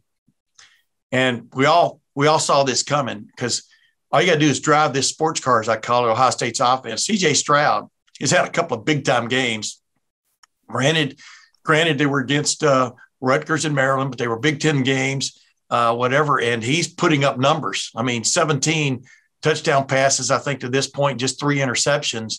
And he's, barring injury, he's only going to get better, and so is this offense. And he's going to have some showcase games. There's the guy that I'm looking at because I'm not sure TreVeyon Henderson is going to get all the touches he needs, to get there because the quarterback is still the focal point of this offense, this Ohio State offense. And with this fleet of receivers and a great running back in TreVeyon Henderson, the table is set for C.J. Stroud to kind of take it and run with it. I mean, well, I think the other way off the radar pick would be Coastal Carolina quarterback Grayson McCall. Because I think they got a decent chance to go 12-0 or 13-0. And if you look at his numbers, he's one of the most efficient quarterbacks in college football. So who knew we were going to live in a world where a Coastal Carolina quarterback could be in New York for the Heisman Trophy ceremony? That's how much our world has changed in the last 24 months, I suppose. That is so indicative of the era we're living in, Bill. I mean, it's like, it's a new day. I mean, the transfer portal and Coastal Carolina is one of the great beneficiaries of some of that. But I mean, and then right on down the line, everything has changed, man. I mean, not everything, but a lot of things have changed. And I think it's good for college football when Alabama gets beat. I mean, because it makes you just, same old, same old. I'm not sure anybody likes same old, but it makes you just start like we just did, you especially, not me. I'm just hanging on to your coattails here. Start to analyze things. Okay, well, wait a minute. What's the contingency plan here? Is it Georgia? Right. Is Georgia finally going to get over that hump, which is Alabama, for the last many years with Kirby Smart? I mean, is it going to happen? I mean, it is going to make for an exciting, interesting last half of this regular season, right?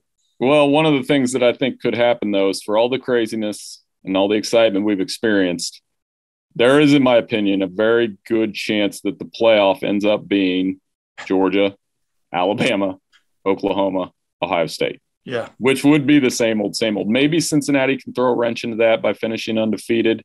Maybe, somebody else can knock Alabama off and knock them out. Maybe an Iowa or a Penn State or a Michigan can knock Ohio State out. I don't see it personally.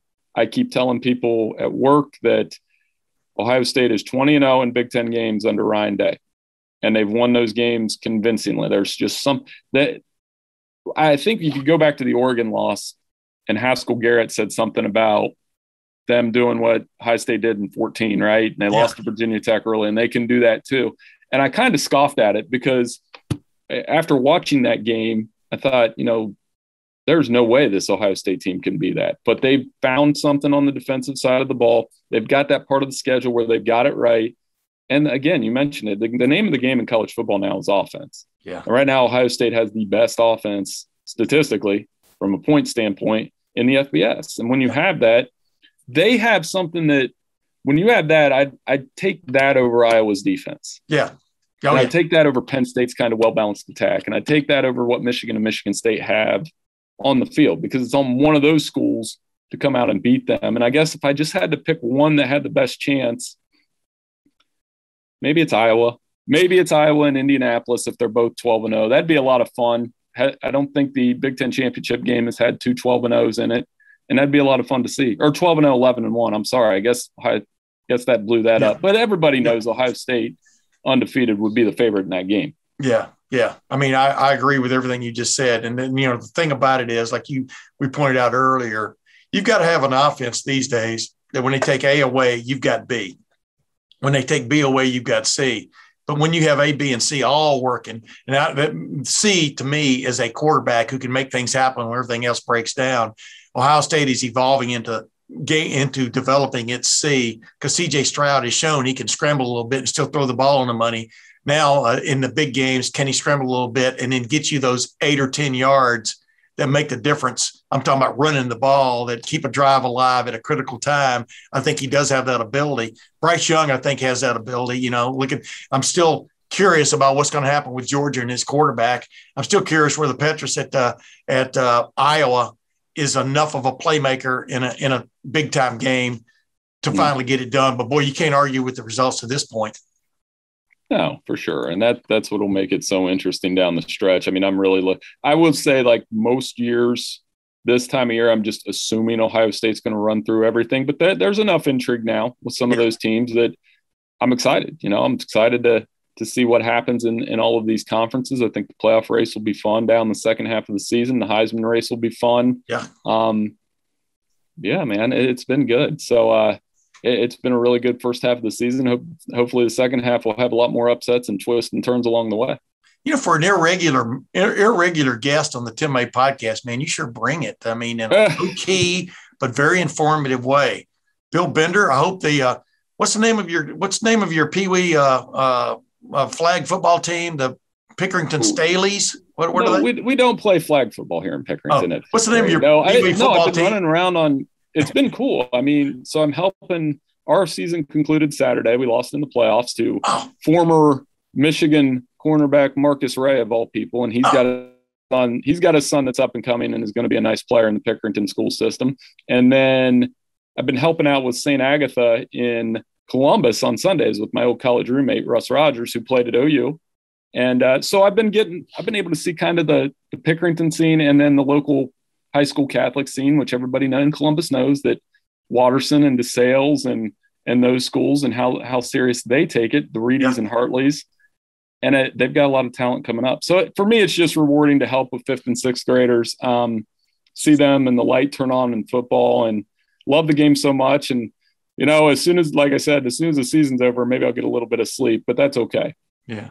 I just like that name, the Pickerington Staleys. That's what it should be. That's a blast from the past from the NFL long ago. Oh, I know. Yeah. Decatur Staleys. Exactly. So, but yeah, and hopefully you and I can catch up again as we get into the second half of the season. And these are always fun discussions for me. Absolutely. Bill Bender, thanks for being the irregular member of the Tim May podcast, man. We'll see you next time. Hey, thanks so much. I always appreciate having Bill Bender on, man, the slick from Pickerington, or the slick from Pick. But he has some good views, right? Awesome. And he looks at the national scene, but we all do anymore. And he echoed some of the sentiments that you had before we went to that interview there. But, this idea that it could be the same old in the college football playoff, despite how the landscape looks right now, that's not as far-fetched as it seems, is it? No, you could get right back there. And it's hard to sit at this point and, having watched Oklahoma, think that they're going to keep surviving every single week, but they could. That would you win the Big 12. Doesn't matter how impressive you look. If you're 13-0, you're going to go from that league. You can basically rule out the Pac-12 and the ACC in my mind at this point. But, I think a lot of people thought you could have Alabama, Georgia, Oklahoma, and Ohio State the whole time. And that scenario still exists. Like Cincinnati is not magically in the clear here.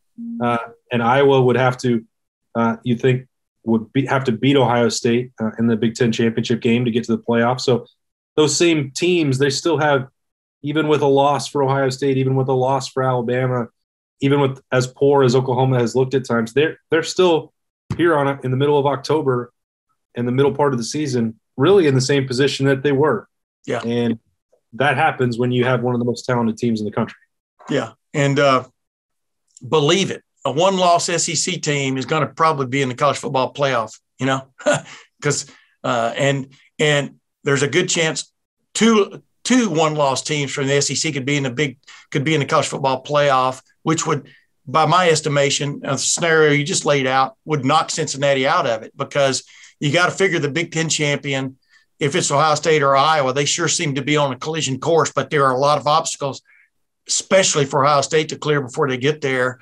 The winner of that's going to be in there. And if Oklahoma goes undefeated, I don't think there's any way they're not in the college football playoff. So, Cincinnati's got to do a lot of rooting while it keeps on winning. That's pretty accurate, isn't it? That's absolutely right. And look, Cincinnati's a good team. It's not a slight on them, and it's not a slight to the, or pointing to the brand names or any of that. I know that will be common, and those conversations will obviously ramp up in November. But, Cincinnati's had really what's going to be its best win, and it has to hope that Notre Dame doesn't avoid another slip up, which it normally, very nearly had again over the weekend. Yeah.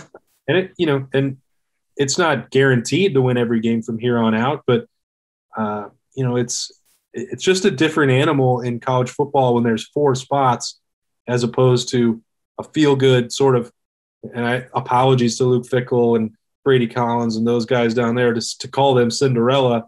But, when you're not in the Power 5 league, that's the situation. And nobody really wants that to happen in the playoffs. It's different than basketball. We're like, yeah, let's see the mid-majors make a run. Like, college football doesn't work that way because there's just a difference between the 1 through 85 talent on these rosters. And Cincinnati's strength of schedule will not compare to what Ohio State, Georgia, Oklahoma, Alabama, whoever else get to do over the next few weeks. And that's just a fact of life for them. Yeah. The great part for Cincinnati, just that doesn't help them this year, but they're a couple years away from that not being the case for them anymore. And I think that's spinning off. I digress in a bunch of different directions with apologies to you there, Tim. But, that's why I think Luke Fickell is staying there and why that program could have staying power and could eventually be a team where you don't even have to think about it. All right, well, you win the revamped Big 12, you go undefeated, cool, you're in the club. But they're just not in that right now. Yeah. By the way, you should apologize to your dad, Jeff Ward, also. I mean, I've been in touch about you. No, I'm just messing with you. Well, that's good. He's coming to town this week to see the U.S. national team on Wednesday night and seek liberty. I guess I should say start with that first and foremost. But speaking of an off date and an opportunity to maybe relax a little bit, just one day of media, and then the folks will be here to see the grandkid and a bunch of soccer and maybe a little hockey on Thursday night. So yeah, you're going to show them the sights. It's not like living in Green, Texas. That's for dang sure, But I know those sites well.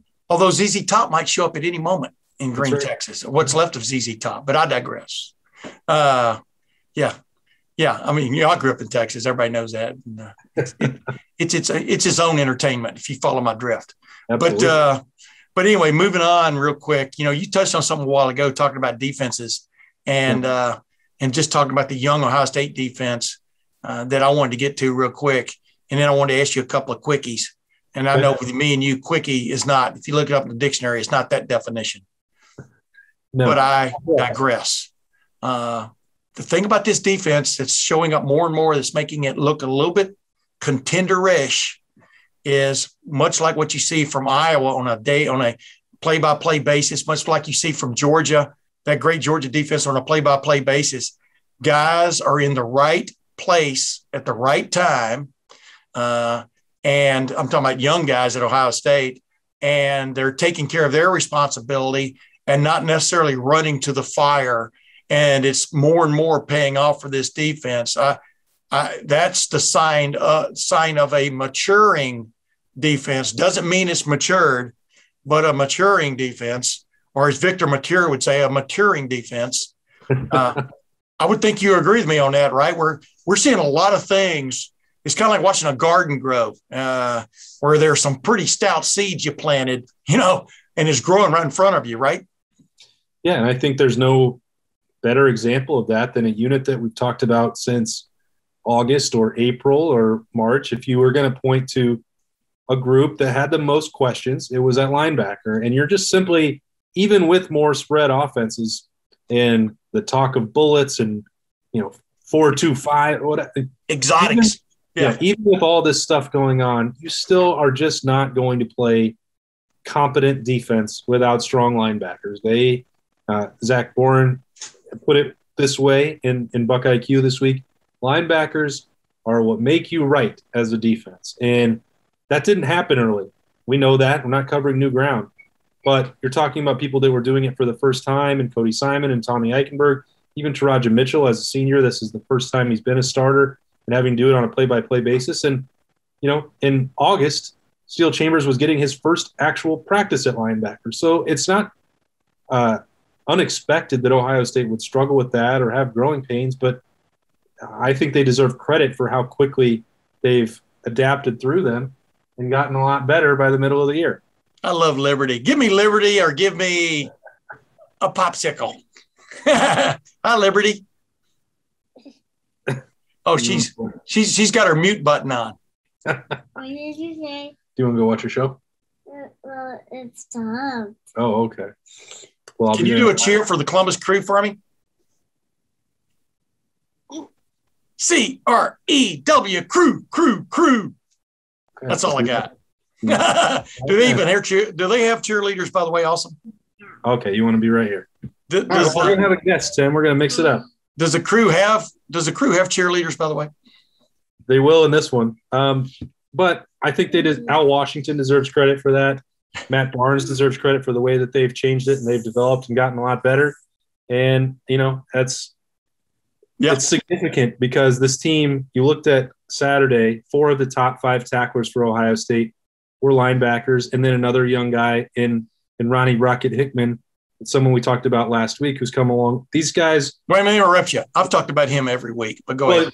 You've been calling that for a long time, but this is a team that's grown up a lot, and everyone wants to – not everyone. Some people want to discount it for who they play. You can only play against the teams that are out there. So what did we ask Ryan Day 4 weeks ago after Oregon? You're expected to win these games. How are you going to know that progress is, or that they're successful and that you're seeing what you want? The progress to me is undeniable. And Tim, you made that point starting against Tulsa, even when it looked a little rough at times. Yeah. And you were dead on. This team has gotten much better every single week, and those reps are only going to pay off down the road. Hey, real quick, you'll get a kick out of this. Liberty might too. I was talking on the radio earlier this week with Brandon Beam, former housemate with Michael Bennett on his show, Morning Juice, and Timmy Hall. But I said, the funny thing is when Steele Chambers was standing in front of us the other night or the other afternoon after that game, I said, it's funny, while the other guy was talking, I said, he was kind of moving his fingers like he was playing a keyboard. And I'm telling you, the way he had his hair up in a bun, and he kind of has that look about him. I said, he looked like a bigger, beefier version of an artist formerly known as Prince. And he does. He has like this really cool look to him, and he's pretty matter of fact too, and it's kind of cool to see a guy like that sort of come out of the shadow, because he was not probably going to play much as a running back if he'd stayed in that position. I think that's pretty accurate, isn't it? And I think that's another thing that you have to give credit for. Last week we talked about Marcus Williamson and the humility that he showed. We kind of dropped hints, and he's danced around it a little bit. When you're talking about that week 4 situation, Marcus Williamson was one of those people that was evaluating his future and what he wanted to do and where he wanted to go. I think now he's talked about it enough publicly that we can say that. And once he made that decision to say, you know what, I want to be here. I've always wanted to play for the Buckeyes. I still have an opportunity if I play well. And he used that word in his press conference on Tuesday, humility. Well, guess what? He's playing a lot better. He still has a role. He's maybe not going to be an early round NFL draft pick, but he gets to contribute to a team and maybe win another Big Ten championship, and they need him there. Oh, yeah. And he accepted that. The same thing is true for Steele Chambers. It doesn't always happen right when you want. I said in February, I knew that, Tony Alford and Al Washington had looked at this and the depth chart. They knew, dating back to his recruitment, that Steele Chambers could help them at linebacker. And they didn't force him. They didn't make him do it. It took him longer to come to that realization than a lot of other people had, and that's fine. It's his career. He got to do what he wanted. But he got to that point, and he said, you know what? I'm probably not going to be ahead of Travion Henderson or Mayan Williams or even Marcus Crowley, guy I came in with, any of that. And I need to do what's best for the team in this situation. Because if he wanted to play running back, he could have done that elsewhere. If Marcus Williamson wanted to finish his career and be a starting safety or a cornerback somewhere else, he could have done that. But they chose to do something on their own timelines that Ohio State needed, and it will help them. It's absolutely going to help Steele Chambers that he's at linebacker now, and it'll probably help Marcus Williamson that he stuck through the adversity and will finish his career wearing a block O. And it'd probably be different, probably not what he envisioned for after football or after Ohio State career. But yeah, both of these guys are going to benefit from that. And you and I have done this a very long time.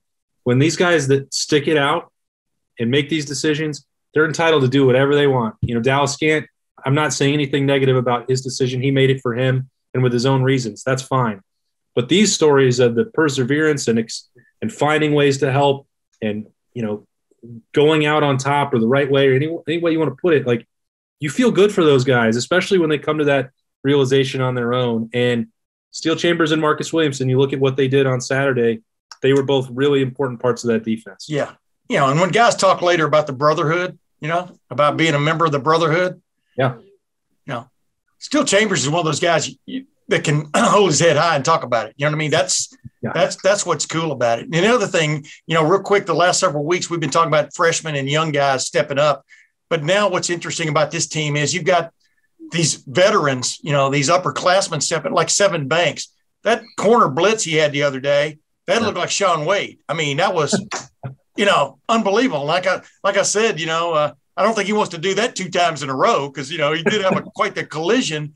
But wow, right? I mean, the potential, you can see the player in him, when he finally feels totally healthy. And he may be getting close to that, as you talked about this past week and we've talked about. But yeah, that's what's kind of feeding this fire now a little bit, And Matt Jones, valuable member, ridiculous, valuable member of that offensive line, stepping in for Thayer Munford the other day when he went down for a little while, but got back in the game. But that's what we're seeing, right? That's what's going to, I think, in the end, make this Ohio State team different from the other teams we've been talking about. Yeah, and I think, we'll see how Tyreek Smith responds to that when he's had to miss 3 weeks and go back in. And you alluded to Haskell Garrett and, Mike Bennett wanting him to get back out there. Like, that's a different situation. But Ohio State's got Cam Brown trying to get healthy and get back out there. He just can't catch a break. And it's kicked in the head. Or hitting the head. Yeah, go ahead. That shot to the head. And, I talked to him outside the tunnel in the locker room. And it's pretty clear what that injury probably was on Saturday, and you feel bad for him. Yeah. But like, Ohio State has these guys, these veterans that can all make that same realization about what it takes to end it the right way. And Tyreek Smith, obviously that's going through an injury, but before that, it was another one of those guys that was in a situation like, I thought this was going to be a lot easier, and it wasn't. And so he's got an opportunity. They all do now, coming down the stretch and get through this off date, get healthy, and the biggest games are ahead of them. The second half is going to be really entertaining, and I know that we'll talk about that again next week on your podcast. But yeah, this is about to be that time where they push, and Ohio State, I think, is playing. They're trending towards their best football. Hey, real quick, Liberty's giving me the wrap it up signal. I don't know, you can see her behind you there. But I wanted to ask you, our loyal audience, I'll have to apologize for the disruption in the aircraft, but there's just no daycare on Columbus Day. So hey, when we're not landing the plane, anybody can come up and visit visit up here. I mean, even grab the controls. We got on autopilot, for goodness sake. One quick question I wanted to ask you. You can give me a real short answer, and I'll give you my version. Yeah. The one player. Give me one player, not 5, one player who has stepped up from day one to now. And, we may have just answered it with Steele Chambers, but who stepped up from day one till now, who has really caught your eye. And next week, we're going to talk about some other things. But the one player who's really, if you had to tout one player right now who's really stepped up, and it can be Steele Chambers, by the way, Who is that guy? I know you got 10 of them floating through your head. You got to be air traffic control here, man. I'd be remiss if I didn't say that the dramatic rise of Travion Henderson needs – maybe it doesn't need it. It just deserves credit. We had talked about this, and we've seen what he could do with the football in his hands. We knew that Ohio State would find a role for him, but I tried to caution, at least from my perspective, that it may have taken 5, 6, 7 weeks for him to do a lot of the other things that were necessary to be the starting tailback and, handle blitz protection, catch the football out of the backfield, all the things that Ohio State wants to think about, Zeke and JK. If you're not ever going to come off the field, well, here's how you do it. And in August, it looked like, okay, well, I don't know about hitting that bag just right and tripping over your feet. You're too athletic to be making that kind of mistake or dropping a swing pass. Well, he has proven to be an incredibly fast learner and smart, understands the role, sharp dude, work ethic off the charts. So he's done this much sooner. Maybe it's by necessity in some respects, the urgency of losing to Oregon early. But this guy is truly special, Tim, and I didn't think it would happen this quickly. All right, mine is, and I'm going to name one guy, but this guy was not a surprise. I'm just going to say why I'm not naming him, because you could see this coming a year ago. Jackson Smith and Jigba is one of those guys like his two cohorts in the starting lineup there, Garrett Wilson and a guy named Chris Olave, who are just a cut above. Yeah. But the guy I'm going to name is, and he's coming on big time. And you saw him in the return game this past weekend, and you're going to see him more in the passing game because he also flashed in that, is Emeka Egbuka. I hope I'm saying it correct, as I called him in Mecca, I think, after the game. But the bottom line is, don't call him late for the lineup. I mean, this guy is really coming on. This depth of this Ohio State wide receiver core, wide receiver room is no joke. And you haven't even seen Marvin Harrison Jr. truly yet. But Emeka Egbuka has found a way to make his presence known, and he has excelled at it. And, you know, you almost kind of go out on a limb and say he's going to get one of these kickoff returns eventually, because he has that knack, man. Some guys have it, some guys don't. You agree? Yeah, he will. And I wonder, too, like, if maybe the touches are going to be harder to come by at wide receiver, which obviously they will be when those three are still around. If you just don't risk it with Garrett Wilson out there on punt return and just say, hey, Emeka, you are now the returner in both of these phases. I know Ohio State likes to, split that role between two different dudes, but Egbuka is something else. The future remains really bright at wide receiver, and it's already that way in the return game. Those droughts are eventually going to end. 2010 and 2014, it's almost impossible still to believe that that's lasted that long with the talent Ohio State has had. But he's a fraction away. You can tell. We're two last week that looked like could go back to the house on kickoff returns, and I don't think it'll take too much longer before he snaps that streak. I was going to say, in golfing terms, he put that 10 feet from the flag, He just got to finish it off with that hole-in-one. Oh, man, I love Liberty. She brought us both balloons.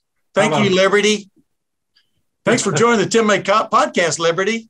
Debut. Yeah. She said the other day she's been coming to watch some Lettermen Live at Roosters, or she did that on Monday, and weekend kickoff at Urban's Pine House. She loves to put on the headset, and she's decided that she wants to talk about the Buckeyes. So hanging out with me and you, that's a pretty good way to get that going. I can't believe she's not still a cheerleader for the Columbus Crew, the way you had her decked out that one time and put it on the internet. But I digress. I mean, we're raising her right.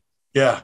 Yeah. I'm just a little bit slightly bummed that your dad's coming all the way to Columbus to see a soccer game, but well, I wouldn't say that's the number one. I know. I'm joking. I'm joking. I'm talking in front of your back, not in back of your back. That's it. Anyway, hey, awesome, Ward. Thanks for joining the Tim May podcast, my man. All right. Sorry for the interruptions there, but what can you do? Life goes on. Until next week, ladies and gentlemen, we'll see you then.